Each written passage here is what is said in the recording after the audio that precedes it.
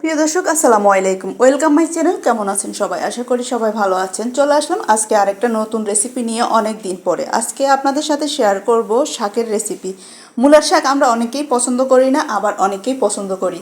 তো মূলার শাক প্রথম প্রথম যখন বের হয় কচি কচি থাকতে কিন্তু অনেক ভালো লাগে, পরে আর ভালো লাগে না। তাই আজকে আপনাদের সাথে শেয়ার করব। এখানে একবারে কচি দেখে মূলার শাক নিয়ে আসছে, একবারে ছোট ছোট যখন তখনই। তো শাকগুলো আমি কেটে নিয়েছি, আপনারা আপনাদের পছন্দ মতো কেটে নিতে পারেন। আমি এই সাইজে কেটে নিয়েছি। কেটে এখন ভালোভাবে পরিষ্কার করে ধুয়ে নিয়েছি।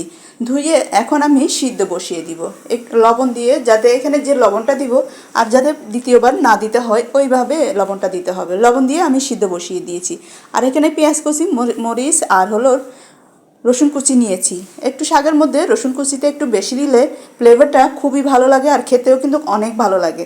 তা আমার প্রায় সিদ্ধ হয়ে গেছে। এখন একবারে পানিটা কমে আসছে। এই পানিটা কিন্তু শুকিয়ে নিব না, এই পানিটা আমি ছেঁকে নিব, ছেঁকে পানিটা চিপে ফেলে দিব।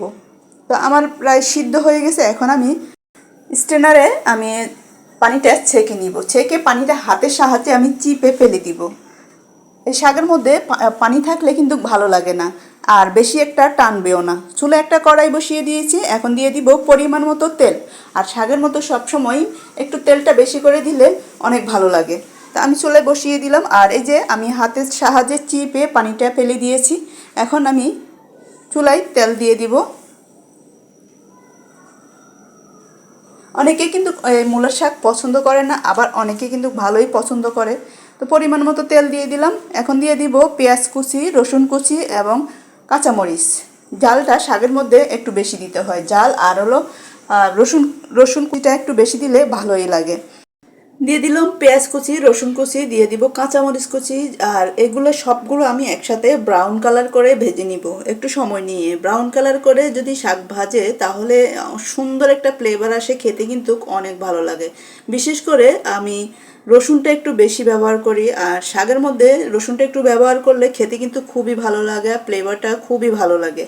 কার কাছে কেমন লাগে জানি না, আমার কাছে কিন্তু অনেক ভালো লাগে। তো সবগুলো হয়ে গেলে এখন শাকগুলো দিয়ে দিলাম। শাকগুলো দিয়ে একটু নেড়ে চেড়ে নামিয়ে নেব 2 মিনিটের মতো, বেশিক্ষণ লাগবে না, যেহেতু শাকটা আগের থেকে ভেজে রেখেছি। তো এখানে আর লবণও প্রয়োজন নেই, কারণ যখন আমি সিদ্ধ করে নিয়েছি তখন লবণটাও একসাথে দিয়ে দিয়েছিলাম। তো এখানে আর লবণ আর প্রয়োজন নেই। আর যদি একটু লবণ কম হয় ভাজার সময় লবণটা আপনারা দিয়ে দিতে পারেন, তাহলে লবণটা টেস্টে ঠিকভাবে আসবে। একটু চেক করে নেবেন টেস্টটা ঠিকভাবে হয়। তো আমার প্রায় নাড়াচাড়া হয়ে গেল। এখন একটু ভেজে নিয়েছি, আর এক্সট্রা যে পানিটা আছে পানিটা আমি শুকিয়ে নিব। এখন আমি দিয়ে দিলাম চিলি ফ্লেক্সটা দিলে আরও একটা সুন্দর একটা এরোমা আসবে, খেতে কিন্তু খুবই ভালো লাগে।